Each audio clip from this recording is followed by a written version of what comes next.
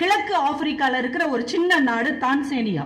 இந்த தான்சேனியால இருந்து 4 தடகள வீரர்களை மெக்சிகோல நடக்கிற ஒரு ஒலிம்பிக் போட்டியில கலந்துக்கிறதுக்கு அந்த நாடு அனுப்பி வைக்கிறாங்க. 4 வீரர்கள் வர்றாங்க.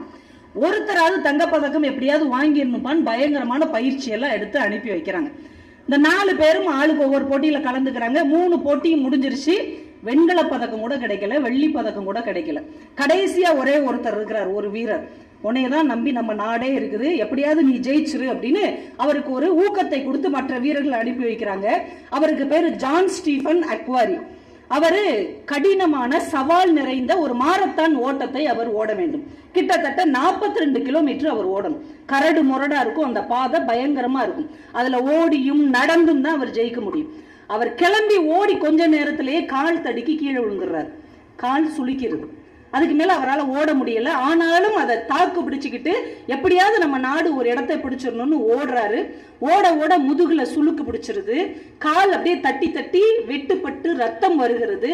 ஒரு கட்டத்துல 30 கிலோமீட்டர் தாண்டுற நேரத்துல கீழே விழுந்துட்டார். கீழே விழுந்த உடனே நடுவர்கள் எல்லாம் சொல்றாங்க, நீங்க போட்டியில இருந்து விலகிக்கோங்க, இனிமே உங்களால நடக்கவே முடியாது, நீங்க விலகிக்கோங்க, உங்களுக்கு முதலுதவி கொடுத்துடுறோம். இல்ல நீங்க முதலுதவி கொடுங்க, மத்ததை நான் பாத்துக்கிறேன் அப்படிங்கிறார். முதலுதவி கொடுத்த உடனே எந்திரிச்சு மெதுவா ஓடி மெதுவா நடந்து போட்டி முடிஞ்சு 1 மணி நேரம் கழிச்சு அவர் அந்த எல்லை கோட்டை தொட்டு அப்படியே சுருண்டு கீழே விழுந்துடுறார். பார்த்து கொண்டிருந்த பார்வையாளர்கள் எந்திரிச்சு நின்று கை தட்டுறாங்க. என்னையா போட்டியே முடிஞ்சு போச்சு, 1 மணி நேரம் ஆச்சு, கடைசியா ஒருத்தர் எல்லை கோட்டை தொட்டு விட்டு விழுகிறானே அப்படின்னு ஆச்சரியமாக பார்க்கிறார்கள். அந்த வீரனை எழுப்பி கேட்கிறார்கள், நீங்கள் தான் தோற்று போய்விட்டீர்களே, தோற்று போன நீங்கள் ஏன் இந்த ஆட்டத்தை முழுமை செய்ய வேண்டும்? நீங்கள் தோற்றதை ஒத்துக்கொண்டு வெளியேறி இருக்கலாம் இல்லையா? உங்களுக்கு உடம்பு நல்லா இருந்திருக்கும்ல. அதற்கு அந்த வீரன் பதில் சொன்னான், என்னுடைய தேசம் இந்த இடத்தில் இந்த போட்டியை தொடங்கி வைப்பதற்காக அனுப்பவில்லை, முடித்து வைப்பதற்காக தான் அனுப்பி இருக்கிறது.